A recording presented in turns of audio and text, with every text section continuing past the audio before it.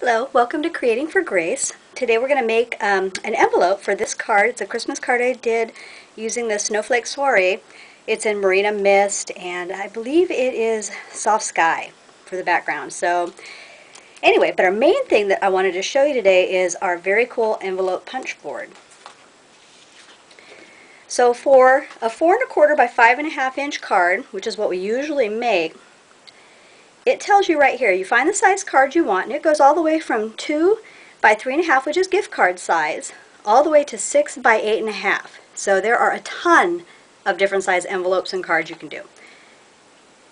You find the size card that you have, which is 4 1/4 by 5 1/2, and it tells you right here the paper size that you need is 8 by 8, which I've already pre-cut, and then it tells you your very first score line is at 3 1/2 inches.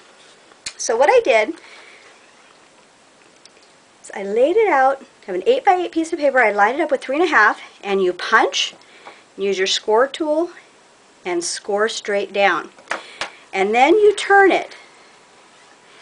These numbers don't matter anymore. Do not line it up with a 3 1/2 again. If you do 3 1/2, 3 1/2, 3 1/2, you're going to end up with a square. So what's really cool is this little arm that sticks out is called your score guide.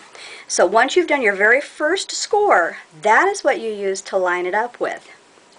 So you line that up with the score, you punch, and then do your score line, and then you turn, and you line it up with that score guide, you punch, and do that, turn another quarter turn, punch, and score.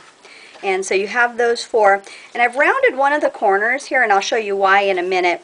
I also like the look of when you're folding up your envelope, I like to have this rounded too. And so there's a built-in corner rounder on our envelope punch board, which is really awesome. It's right at the back there and gives you a nice, clean, rounded edge so that when you fold that up, it's going to look just like that. So the best part about this is a big shout out to Mary Fish, who sacrificed lots of designer series paper to find out how to make a very pretty coordinating liner using very minimal designer series paper, so you don't waste a lot. And what she came up with is you take a ruler, and before you seal up your card, go from the rounded top here to the rounded inset, and then you're going to measure right here. And what I've got with this measurement is 4 3/8. Once you have that measurement, you're going to deduct 1/8 of an inch off, which is going to give me 4 1/4. And so what I did is I made a designer series paper square, 4 1/4 by 4 1/4. And what I'm going to do is I'm going to take that right over to the 4 1/4 guide right here, and I'm going to punch.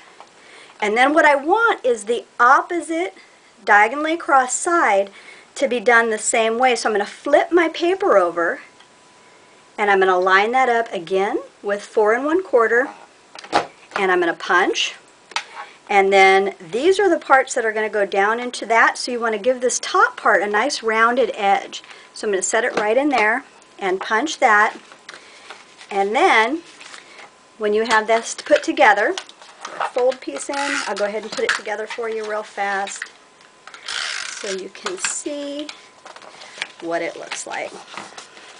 There's that, and then your liner is going to slide right inside there, and because you flip that over and used your punches, it maintains the integrity of all those curves, and it just looks amazing, which is really nice. Gives you a very nice finished look, and that's what we're going for.